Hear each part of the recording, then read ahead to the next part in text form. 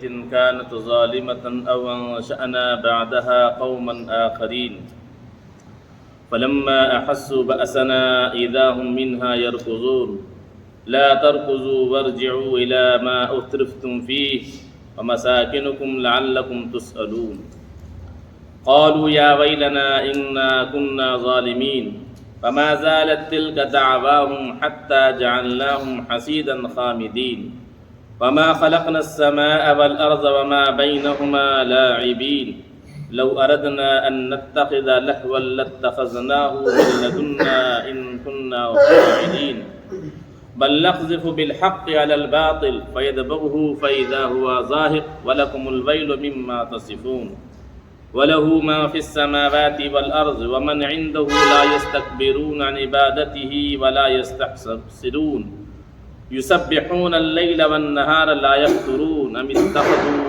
آلهة من الأرض هم ينشرون لو كان فيهما آلهة إلا الله لفسدتا فسبحان الله رب العرش عما يصفون لا يسأل عما يفعل وهم يسألون صدق اللہ العظیم۔ یہ سورہ انبیاء کی آیت نمبر 11 سے لے کر 23 تک کی تلاوت کی ہے۔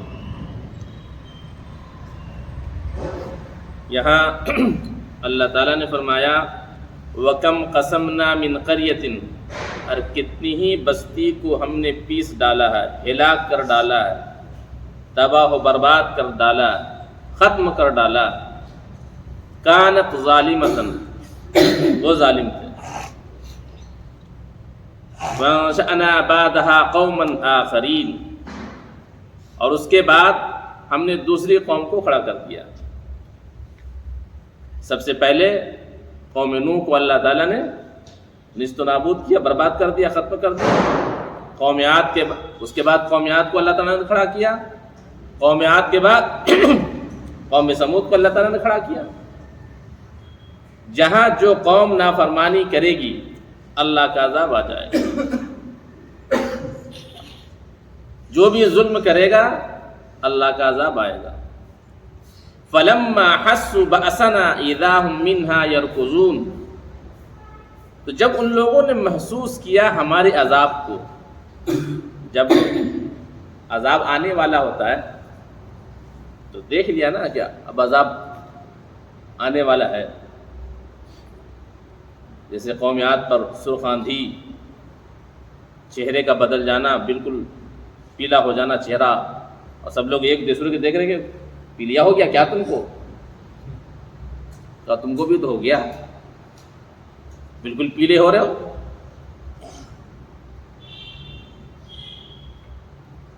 تو جو نبی تھے،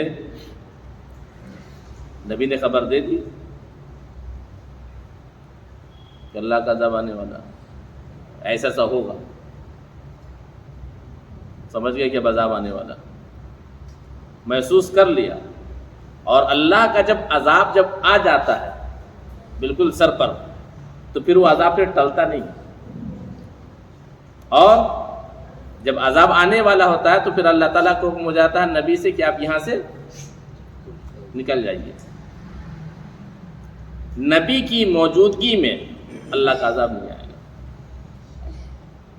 اور قوم جب استغفار کرتی رہے گی، اپنے گناہوں پر گناہ قوم کر رہی ہے لیکن اپنے گناہوں کا اعتراف کر رہے کہ ہم جرم کرتے ہیں، گناہ کرتے ہیں، دعا کیجیے اللہ تعالیٰ سے چھوٹ جائے۔ مجھے دن تو ہے اللہ کا عذاب رکا رہتا ہے، لیکن جب قوم ڈھیٹ بن جاتی ہے، ضدی بن جاتی ہے، اور پھر جو گناہ جو قوم کر رہی ہے اس گناہ کو گناہ سمجھتی ہی نہیں، تب تو پھر اللہ کا عذاب پھر اس کے لیے پھر حلال ہو گیا۔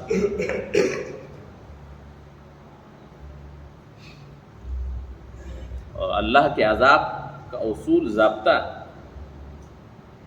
یوں ہی ہر قوم پر اللہ کا عذاب نہیں آتا۔ جیسے بنی اسرائیل کے تعلق سے کہتے ہیں نا، بہت سارے لوگ یہ اشکال کرتے، سوال کرتے ہیں کہ اللہ یہودیوں پر اللہ کا عذاب کیوں نہیں آتا؟ اتنا ظلم کر رہے ہیں مسلمانوں پر، چھوٹے چھوٹے معصوم بچے پر ظلم کر رہے ہیں، مسجد اقصیٰ پر ظلم کر رہے ہیں، ہزاروں کی تعداد میں چھوٹے چھوٹے معصوم بچے شہید ہو گئے، ہزاروں ہزار. اور پھر مسلمان قنوت نازلہ کا بھی اہتمام ہو رہا ہے، لیکن اللہ کا عذاب آتا کیوں نہیں ہے؟ تو سیدھا سا جواب ہے اس کا، جس وجہ سے ہم کو چھوڑا رکھا ہے نا، اسی وجہ سے ان کو بھی چھوڑا رکھا. ہم اتنی بڑی آبادی، جمعہ میں پوری بھیڑ رہتی کہ نہیں رہتی؟ فجر میں کہاں رہتے سب؟ نمازیں چھوڑ دو.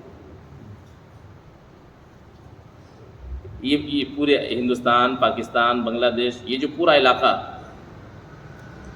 اکثریت 99.9 سمجھ لیجئے کہ وراثت میں بہنوں کا حصہ کھا جاتے ہیں. اکثریت. اللہ کے قانون کو توڑا کہ نہیں توڑا؟ تو عذاب آنا چاہیے نہیں آنا چاہیے؟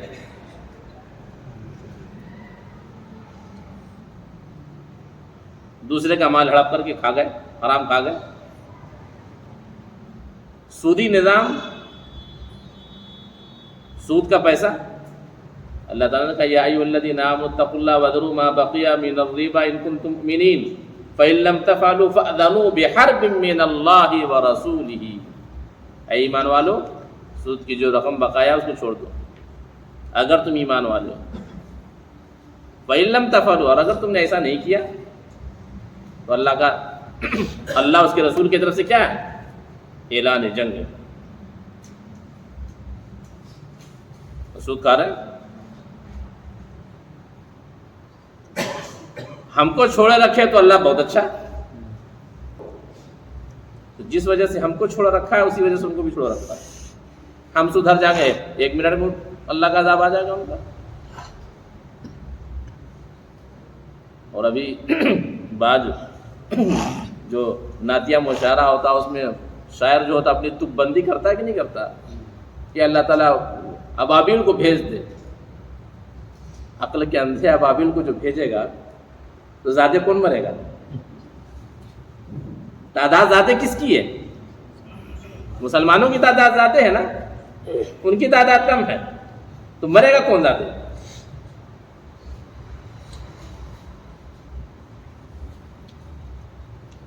تو اللہ کا عذاب یوں نہیں آتا. تو فلما حسوا بأسنا، تو جب انہوں نے ہمارے عذاب کو محسوس کر لیا کہ آنے والا ہے، اذا هم منها يركضون، تب کیا کرنے لگے؟ اس سے بھاگنے لگے. گھر دروازہ، پراپرٹی، مال جائیداد سب چھوڑ کر کے بھاگنے لگے.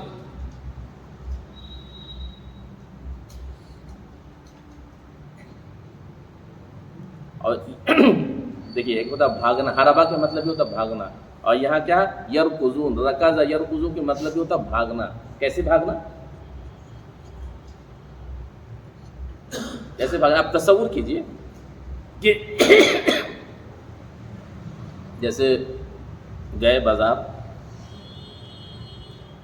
بازار گئے اور ابھی آپ موٹر سائیکل سے بھی پیر اپنے نیچے رکھا ہی ہے، پاؤں اپنا، اور گولی چلنے لگی، دھائیں دھائیں گولی چل رہی ہے. اس وقت کیسے بھاگیں گے آپ؟ کیسے بھاگیں گے اس وقت؟ تصور کر لیجیے. وہی بھاگنا یہاں یرکضون، اذا هم منها يركضون. لا تركضوا وارجعوا الى ما اترفتم فيه ومساكنكم لعلكم تسألون. یہ جملہ تنزیہ جملہ سمجھ کہا جائے گا ہم سے.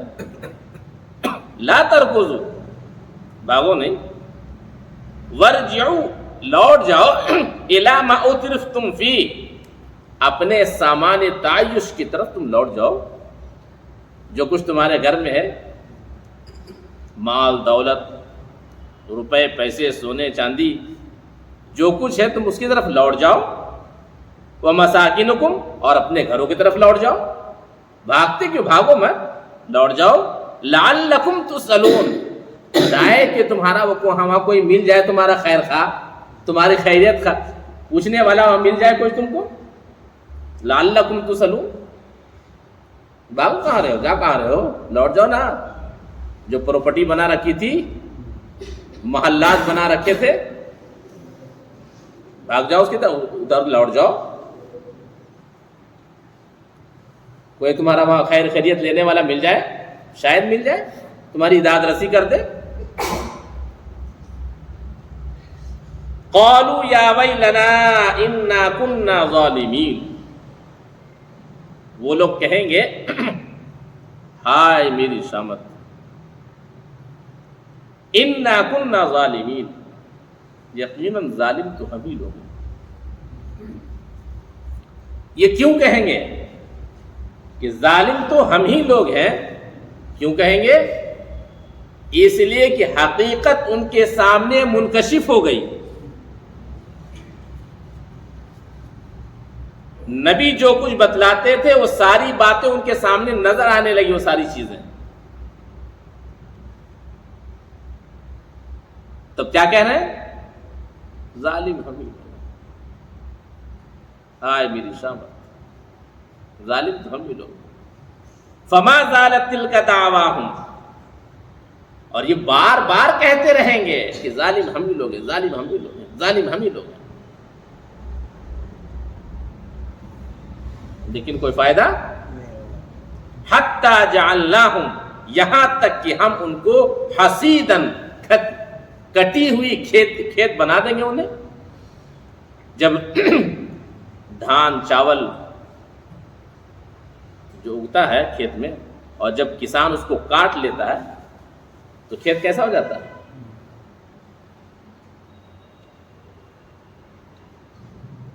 بالکل اسی طرح سے ہو جائیں گے.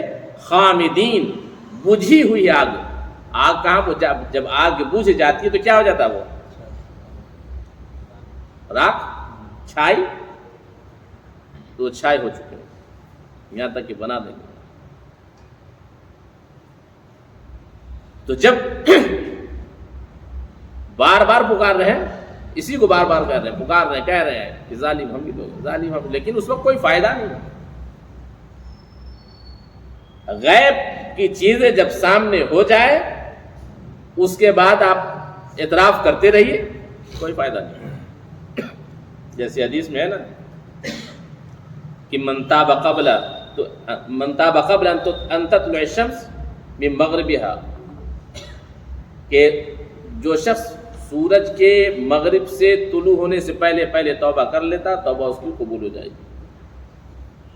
مغرب سے سورج طلوع ہوگا نا ایک دفعہ، بالکل آخر میں، اور لیکن مغرب سے سورج طلوع کب ہوگا نہیں ہوگا تو یہ معلوم نہیں ہے. لیکن یہ تو ہم کو معلوم ہے کہ ہماری زندگی کا سورج غروب ہوگا، یہ تو سب کو معلوم ہے نا. ہماری زندگی کا سورج غروب ہوگا کہ نہیں ہوگا ایک دن. تو حدیث میں آیا کہ معلوم یغرغر، اپنی زندگی کی سورج غروب ہونے سے پہلے اگر کوئی توبہ کر لیتا ہے، اللہ تعالیٰ کیا قبول ہے؟ اللہ تعالیٰ قبول کر لے گا. جس کو حدیث میں کہا اللہ کے رسول صلی اللہ علیہ وسلم نے، معلوم یغرغر، سکرات جس کو کہتے ہیں ہم لوگ. سکرات طاری ہوتا ہے نا، جیسے کسی پر جس کے موت کا وقت قریب آ گیا اور آواز یہاں پھنستی، گھرگھراہٹ آواز ہونے لگتی. اب انسان سمجھ جاتا ہے کہ اب اس کا آخری وقت بالکل قریب ہو گیا، اب آ گئی اس کا آخری وقت، اب یہ دنیا سے رخصت ہونے والا. اس وقت اگر کوئی توبہ کرے گا تو توبہ قبول نہیں ہوگی. اس سے پہلے اگر کوئی توبہ کر لیتا ہے تو توبہ قبول ہے. کیوں؟ اس لیے کہ جیسے سکرات طاری ہوتی ہے، غیب کے پردے ہٹا دیے جاتے ہیں. اور بسا اوقات کبھی کبھی آپ دیکھیں گے کہ سکرات طاری ہے اور انسان ہاتھ سے یوں اشارہ کرتا ہے، کچھ دیکھ رہا، کسی کو غور سے دیکھ رہا، کبھی اوپر دیکھتا ہے، کبھی دائیں دیکھتا، کبھی بائیں دیکھتا، تو گھر والے سمجھتے اچھا ہاتھ سے اگر یوں اشارہ کیا تو اچھا ادھر کلکتہ ہے بیٹا، کلکتہ میں بیٹا کو بلا رہا، اچھا ادھر اشارہ کیسے اشارہ کیسے کیا، اچھا ادھر دلی ہے، دلی میں بیٹا رہتا ہے، بیٹا کو بلا رہا ہو جاتا۔ اس وقت کوئی کسی کو پہچانتا نہیں، بیٹا وٹا سب ختم، غیب کے پردے ہٹ گئے، فرشتے نظر آنے لگتے ہیں اسے، وہ جو اشارہ کرتا فرشتوں کو دیکھ کر کے اشارہ کرتا، چونکہ آواز اس کی بند ہو گئی نا، اب وہ بول نہیں سکتا۔ اب اس وقت اگر کوئی توبہ کرے گا، توبہ قابل قبول نہیں، اس سے پہلے اگر کوئی توبہ کر لیتا ہے، سکرات کے طاری ہونے سے پہلے اگر توبہ کر لیا، اللہ تعالیٰ غفور الرحیم معاف کر دیتا ہے۔ لیکن یہ بھی یاد رکھیے کہ جیسے ہم میں سے بعض لوگ ایسے جو کہتے ہیں کہ گناہ کرے اچھا توبہ کر لیں گے، توبہ اتنا آسان ہے؟ اتنا آسان ہے توبہ؟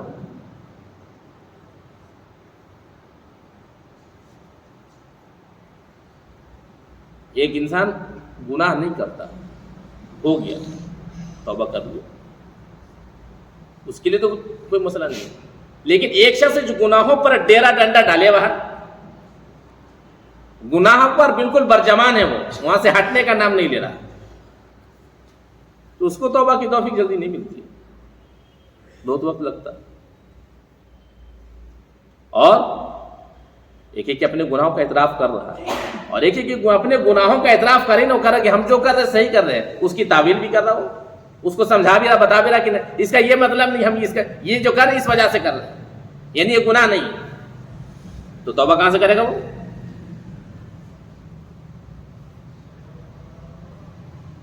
اور توبہ کی مدت کھینچتے کھنچاتے 40 سال پہنچ جاتی ہے۔ یوسف علیہ السلام کے بھائیوں کا جو واقعہ سنا تھا سورہ یوسف میں، 40 سال کے بعد توبہ کی توفیق ہوئی تھی بھائیوں کو، یوسف علیہ السلام کو جو کنویں میں ڈالا تھا بھائیوں نے، 40 سال کے بعد توبہ کی توفیق ہوئی تھی، جب بالکل معاملہ بالکل صاف کھل گیا کہ بھائیوں نے حضرت یوسف کو کنویں میں ڈالا، اتنے دن تک حضرت یوسف سے یعقوب علیہ السلام سے چھپاتے رہے کہ بھیڑیے نے کھایا، یوسف علیہ السلام نابینا ہو گئے، یعقوب علیہ السلام اور یوسف علیہ السلام مصر میں جوان ہو گئے، فائنینس منسٹر بن گئے، اس وقت تک یہ جھوٹ بولتے رہے بھائی بھیڑیے نے کھایا، نہیں بولتے تھے۔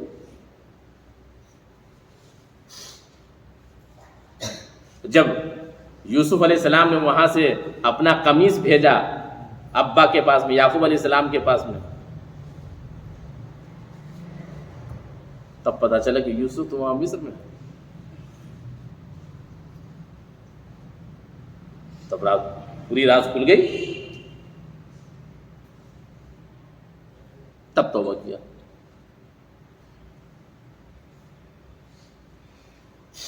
ہمارے گناہوں پر کون راز کھلنے والا سوائے اللہ کے؟ ہم اندر کون کون سے گل کھلاتے ہم لوگ، یہ تو کسی کو نہیں معلوم نا، یہ تو صرف اللہ جانتا۔ اور جب غیب کے پردے جب ہٹیں گے تب پھر انسان توبہ کرے گا، اس کا کوئی فائدہ نہیں۔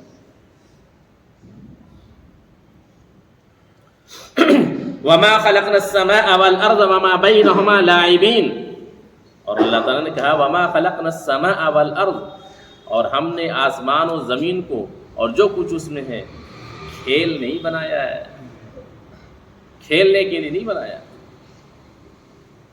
ہماری پوری زندگی ایسی گزر رہی ہے، کھانا مال دولت پیسہ یہ وہ، پوری زندگی پوری تگ و دو اسی میں لگاتے ہیں،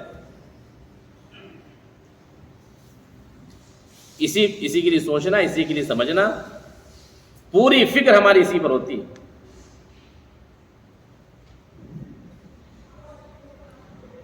کبھی تنہائی میں ہم بیٹھ کر سوچیں کہ اللہ تعالیٰ نے جو زندگی دی ہے، 60 سال 70 سال کی جو زندگی، 80 سال کی جو ہماری زندگی ہے، یہ زندگی جو دی ہے، زندگی میں ہم نے کون کون سے کام ایسے کیے ہیں جس سے اللہ راضی ہو جائے، کون کون سے ایسے کام کیے جس سے اللہ ناراض ہو گیا؟ اپنا محاسبہ.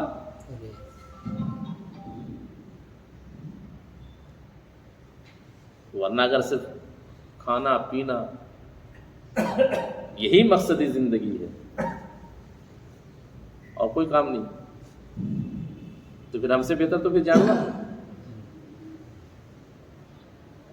ہم سے بہتر تو جانور ہے. اس لیے اس کا تو کوئی مقصد نہیں ہے نا. ڈاکٹر بننا، انجینئر بننا، فلسفی بننا، پروفیسر بننا، یہ کیا ہے؟ ہم نے اسی کو مقصد بنایا. یہ مقصد نہیں، یہ ضرورت ہے.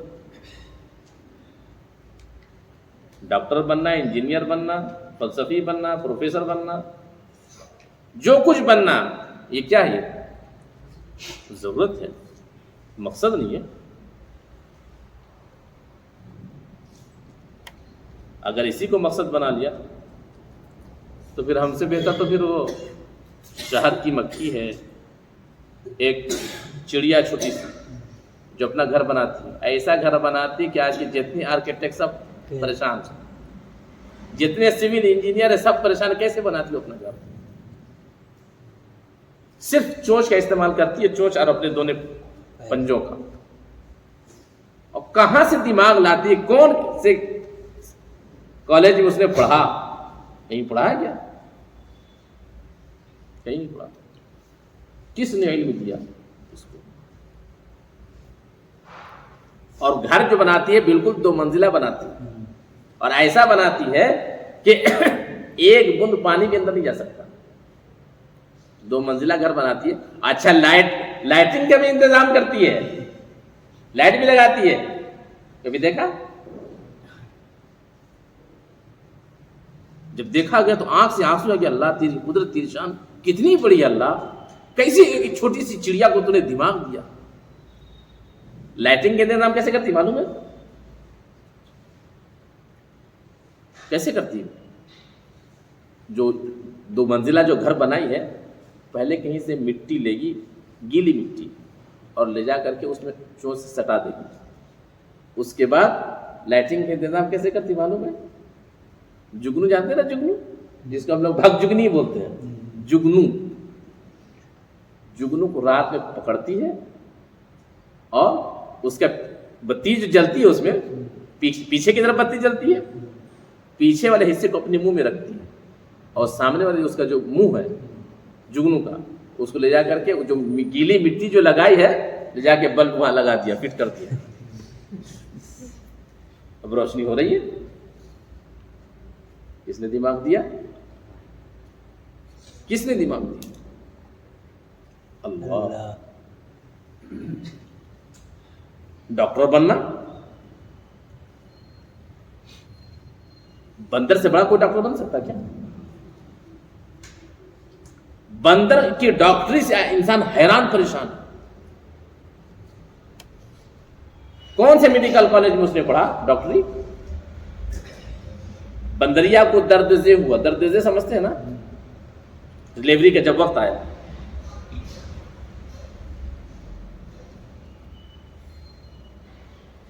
درد ہو رہا اسے، پریشان ہے، فوراً کہاں لے گئے؟ ہمارے یہاں تو سیدھے تو ڈاکٹروں کی اتنی حرام خوری ہو گئی ہے کہ مت کچھ، اللہ کی بنا اس حد تک پہنچا چکے ہیں کہ ڈاکٹروں کا خود کہنا یہ ہے کہ اب ڈاکٹری لائن جو ہے یہ اب پیشنٹ اب نہیں رہے، یہ تو کسٹمر ہے. جہاں سے پوری دنیا کی بدماشی ختم ہوتی ہے وہاں سے ان ڈاکٹروں کی بدماشی شروع ہوتی ہے. کوئی ہوا بچے نے پیٹ میں پخانہ کھا لیا، اسی لیے وہ آپریشن کرنا پڑے گا. فطرت سے بغاوت. اور ایسا ڈرائیں گے بھائی اب آپریشن کر دو. آج سے 25 سال 30 سال پہلے کیا آپریشن ہوتے تھے کیا؟ اللہ تعالیٰ نے جو فطرت بنایا ہے اس فطرت کے خلاف آپ کر رہے ہیں. ہم اس پر غور نہیں کرتے، ہم نہیں سوچتے کہ اللہ تعالیٰ نے جو نظام بنایا ہے وہ نظام کیا بدل گیا؟ اس پر غور نہیں کرتے ہم لوگ. بچے نے ایسا کر لیا تو پھانسی لگا لیا، تو ہتھڑی میں پھنس گیا، تو یہاں پھنس گیا، تو وہاں پھنس گیا. وہ ایسا ڈرائیں گے کہ معلوم ہوگا بس اب جان نکالنے آپریشن کر دیجیے. آدمی عام آدمی تو سمجھتی نہیں نا ان کی مکاری، ان کی فریبی کو، ان کی دھوکہ بازی کو، ان کی دجالیت کو نہیں سمجھتے نا. صرف پیسہ کے لیے. چونکہ وہ بھی مجبور ہے کہ اس کا لائسنس ضبط ہو جائے گا، اوپر سے دباؤ اس پر کہ مہینے میں تم اتنا کرتے ہو، تم کو اتنا کا آپریشن کرنا. اللہ تعالیٰ نے جو نظام بنا اس نظام سے تو الگ ہے نا یہ، کہ اللہ تعالیٰ نے نظام بدل دیا کیا؟ لا تبدیل لکلمات اللہ. اللہ تعالیٰ کا اعلان ہے کہ اللہ کے کلمات میں، اللہ کی بات میں کوئی تبدیلی نہیں ہوتی، اور اللہ تعالیٰ نے فطرت میں کوئی تبدیلی نہیں رکھی. لوگ کر رہے ہیں، کیا کریں گے مولانا صاحب ڈاکٹر؟ وہ ایسا پڑھائے گا، ایسا بھومکا باندھے گا کہ مت پوچھیے. تو بندر کی جو ڈاکٹری ہے، ایک کتاب ہے حیات الحیوان کے نام سے، علامہ کمال الدین دمیری رحمۃ اللہ علیہ کی کتاب ہے. ایسی کتاب ہے وہ کہ دماغ 14 طبق روشن ہو جائے گا اس کو انسان پڑھے. ایسی کتاب ہے. تمام یعنی اکثر بیشتر مخلوق کے بارے میں اس میں پورا تذکرہ اس کتاب کے اندر. انسان کے بارے میں بھی ہے، جانور کے بارے میں، ہاتھی، جس کا جس جانور کا ذکر قرآن میں اس کا بھی ہے، اس کے علاوہ بھی ہے. لیکن کہاں سے اتنا علم لایا اس زمانے میں؟ اللہ کی پناہ. جیسے مثال کے طور پر اونٹ کا تذکرہ کہاں ہے؟ قرآن میں ہے، وہ ذکر کریں گے. حدیث میں ہے، وہ ذکر کریں گے. فقہی مسائل اگر اس سے کوئی مرتب ہے اس کا تذکرہ کریں گے. تاریخ میں کوئی واقعہ گزرا ہے تو اس کا ذکر کریں گے. اس کے بعد اس جانور کا مزاج کیا ہے اس کو ذکر کریں گے. اس جانور سے طبی فوائد کیا کیا حاصل ہوتے ہیں اس کا تذکرہ کریں گے. اس میں اس بندر کے بارے میں لکھا کہ ایک بندریا کو درد ذیل ہوا، جمع ہو گئے، جنگل ہی سے جڑی بوٹی ڈھونڈ ڈھونڈ کے لایا کچھ کر کے، اور کسی جگہ پر گڈھا کھود کر یا کسی برتن میں مٹی کا بھاڑ لے کر کے یا پھر کسی پھل کا وہ چھلکا لے کر کے اس میں گھولا سب کو، اور گھول کر کے بندریا کو پلا دیا. اب پلایا فوراً ولادت ہو گئی.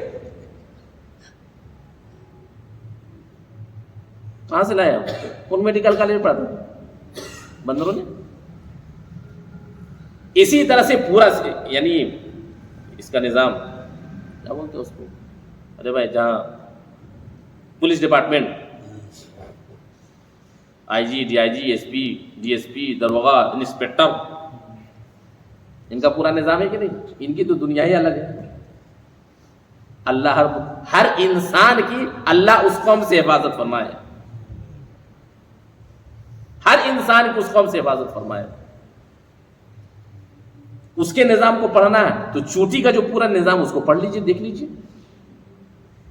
اس کے یہاں بھی آئی G, D I G, S P, دروغہ سب ہے. کہاں سے لائے وہ؟ کہاں پڑھائی کیے تھے؟ یہ تو اگر یہ مقصد ہے تب تو ہم سے بہتر تو وہی لوگ ہیں نا کہ فطری طور پر سب کچھ ہے. اس کا مطلب یہ ہے کہ ڈاکٹر بننا، انجینئر بننا، فلسفی بننا، پروفیسر بننا، ایس پی بننا، ڈی آئی جی بننا، جو بھی بننا، یہ انسان کی ضرورت ہے، مقصد نہیں ہے. مقصد کیا ہے؟ اللہ کی اطاعت، اس کی فرمانبرداری. تو فرمایا کہ وما خلقنا السماء والارض وما بینہما لاعبین، کہ ہم نے آسمان اور زمین کو اور جو کچھ اس میں ہے کھیل نہیں بنایا ہے، یوں کھیلا کودا بھی چلے گئے. لو اردنا ان نتخذ لہوا لاتخذناہ من لدنا ان كنا فاعلین، اگر ہم چاہتے کہ کھلونا بنائیں، لاتخذناہ من لدنا، تو ہم اپنے پاس سے اس کو کھلونا بنا دیتے. ان كنا فاعلین، اگر ہم ایسا چاہ ہی لیتے تو کر لیتے، لیکن اللہ نے کھیل نہیں بنایا دنیا کو. وَلْنَقْذِفُ بِالْحَقِّ عَلَى الْبَاطِلِ فَيَدْمَغُهُ فَإِذَا هُوَ زَاهِقٌ، بلکہ ہم نے حق کے ذریعے سے باطل کو دے مارا ہے. فَيَدْمَغُهُ فَإِذَا هُوَ زَاهِقٌ، تو اس کا بھیجا باہر ہو گیا. فَإِذَا هُوَ زَاهِقٌ، تو بالکل نابود ہو گیا. وَلَكُمُ الْوَيْلُ مِمَّا تَصِفُونَ، اور تمہاری لیے بربادی ہے مِمَّا تَصِفُونَ، جو کچھ تم بیان کرتے ہو. اسے کرنے دیجیے. اللہ ہم سب کی حفاظت فرمائے.